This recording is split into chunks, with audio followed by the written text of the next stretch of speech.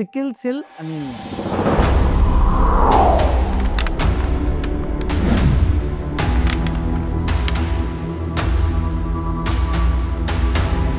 మామూలుగా మన బ్లడ్లో ఎర్ర రక్త కణాలు, తెల్ల రక్త కణాలు, ప్లేట్లెట్స్ అనేది మామూలుగా ఉంటుంది. ఎర్ర రక్త కణాలు అనేది దాని లైఫ్ స్పాన్ 120 రోజులు అనమాట. అది పుట్టింది తర్వాత చనిపోయే లోపల దానికి 120 రోజులు ఉంటుందన్నమాట.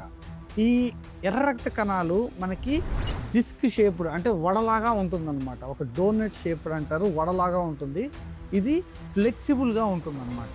గుండెని పంప్ చేసేటప్పుడు మనకి ప్రతి అవయవానికి వెళ్తుంది, ప్రతి ఆర్గాన్కి వెళ్ళడం అనేది ఈ వడ షేప్లో ఉన్నప్పుడు చాలా ఫ్లెక్సిబుల్గా వెళ్ళిపోతుంది అనమాట. ఈ ఎర్ర రక్త కణాలు మామూలుగా వడ షేప్లో ఉండకుండా సికిల్ సెల్ అనమాట. సికిల్ అంటే ఏంటంటే మనకి కొడవలి షేప్ అనమాట. ఈ కొడవలి షేప్లో ఎప్పుడైతే ఉంటుందో అప్పుడు దానికి ఈ ఫ్లెక్సిబిలిటీ అనేది తగ్గిపోతుంది. ఫ్లెక్సిబిలిటీ తగ్గడం వల్ల ఏ అవయవానికి అయితే వెళ్తుందో అక్కడ బ్లాకింగ్ అనేది జరుగుతుంది అనమాట. అంటే దానికి ఫ్లో అనేది కరెక్ట్గా ఉండదు, పాడైపోవడం అనేది జరుగుతుంది అనమాట. ఈ సికిల్ సెల్ ఎనీమియా ఎందుకు వస్తుంది అంటే it's an inherited disorder of haemoglobin అంటారు అనమాట. ఇన్హెరిటెడ్ అంటే మనకి వంశపారంపర్యంగా వచ్చింది, అంటే ఒక జనరేషన్ నుంచి ఇంకొక జనరేషన్కి రావడాన్ని ఇన్హెరిటెన్స్ అంటారు అనమాట. హిమోగ్లోబిన్ అంటే ఏంటంటే మనం బయోకెమిస్ట్రీ టెస్టులు చేసేటప్పుడు మనకి హిమోగ్లోబిన్ టెస్ట్, అమ్మ మీకు రక్తం ఎంత ఉంది అని అంటే నాకు 6 ఉంది 7 ఉంది అని చెప్తారు కదా, దాన్నే హిమోగ్లోబిన్ అంటారు అనమాట. దాని పనితీరు ఏంది అని అంటే దానికి ఆక్సిజన్ క్యారీయింగ్ కెపాసిటీ ఉంటుంది అనమాట. మనం ఇప్పుడు గాలి తీసుకున్నాం అనుకోండి, ఊపిరితిత్తులకు వెళ్ళిన తర్వాత ఎర్ర రక్త కణాలు అనేది ఆక్సిజన్ని హోల్డ్ చేసుకొని అన్ని అవయవాలకి పంపిస్తుంది అనమాట. ఎప్పుడైతే హిమోగ్లోబిన్ అనేది మనకి అబ్నార్మల్గా ఉంటుందో అప్పుడు ఈ ఆక్సిజన్ క్యారీయింగ్ కెపాసిటీ అనేది తగ్గిపోతుంది అనమాట. ఎప్పుడైతే తగ్గిపోతుందో వీళ్ళకి సిమ్టమ్స్ అనేది స్టార్ట్ అవుతుంది అనమాట. ఎట్లాంటి సిమ్టమ్స్ అనేది స్టార్ట్ అవుతుంది? వాసో అక్లూజివ్ క్రైసిస్ అంటారు అనమాట, లేకపోతే సికిల్ సెల్ క్రైసిస్ అంటారు అనమాట. క్రైసిస్ అనేది ఏంటంటే ఒక దారుణమైన సిచ్యువేషన్ అని అర్థం అనమాట. Sickle cell crisis or vaso occlusive crisis అని అంటే ఇప్పుడు ఫర్ సపోజ్ కిడ్నీకి మనకి రక్తం సరఫరా వెళ్ళాలి, కిడ్నీకి వెళ్ళింది అనుకోండి అన్నీ ఒక దగ్గర బ్లాక్ అయిపోయి కిడ్నీ అనేది ఫెయిల్యూర్ అవుతుంది అనమాట. బ్లడ్ అనేది బ్రెయిన్కి వెళ్తుంది, బ్రెయిన్కి వెళ్ళినప్పుడు నార్మల్గా ఉన్నప్పుడు ఏమీ అవ్వదు, కానీ ఈ సికిల్ సెల్ అనీమియా పేషెంట్స్కి కొడవల షేప్లో ఉన్న ఎర్ర రక్త కణాలు ఉండడం వల్ల అవన్నీ ఒక దగ్గర బ్లాక్ అయిపోయి వీళ్ళకి పక్షవాతం వచ్చేస్తుంది అనమాట. అట్లా ఏ అవయవానికి వెళ్ళింది అని అంటే మాత్రము ఆ అవయవం అనేది ఖచ్చితంగా చెడిపోతుంది అనమాట. దీన్నే వాసో అక్లూజివ్ క్రైసిస్ అంటారు. ఇంకొకటి వీళ్ళకి బోన్ క్రైసిస్ అనమాట.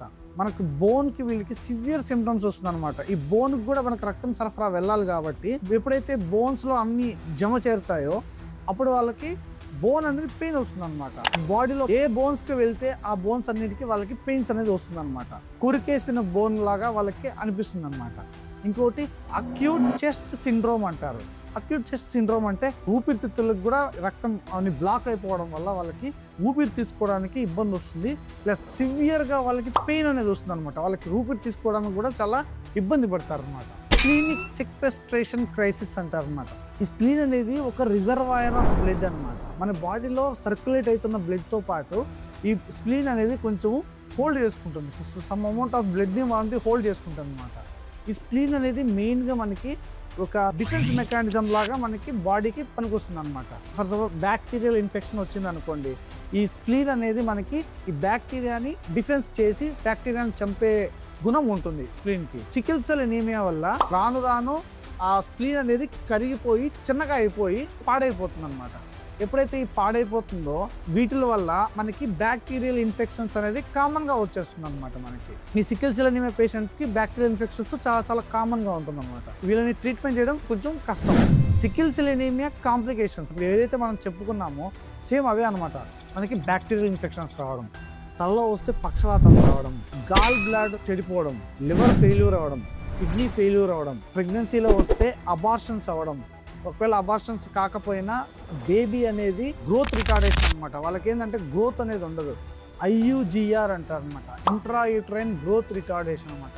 మామూలుగా హెల్దీ బేబీ లాగా పుట్టాల్సింది పోయి వాళ్ళకి ఒక డిఫెక్టివ్ కానీ లేకపోతే గ్రోత్ రిటార్డెడ్ బేబీ లాగా లోపల ప్రెగ్నెన్సీలో ఉంటుంది. ఇంకోటి వీళ్ళకి బీపీ అనేది పెరుగుతుంది అనమాట. ప్రెగ్నెన్సీ అప్పుడు బీపీని దాన్ని ప్రీ ఎక్లాంప్షియా అంటారు అనమాట. ఈ ప్రీ ఎక్లాంప్షియా కండిషన్స్ కూడా వాళ్ళకి వచ్చే అవకాశాలు ఉంటుంది. సివియర్ బోన్ పెయిన్స్ అనమాట, బోన్ క్రైసిస్ రావడానికి ఉంటుంది అనమాట. ఈ బోన్ క్రైసిస్ రావడంతో పాటు బోన్కి పక్షవాతం తెప్పిస్తుంది అనమాట. బోన్ ఇన్ఫాక్స్ అంటారు.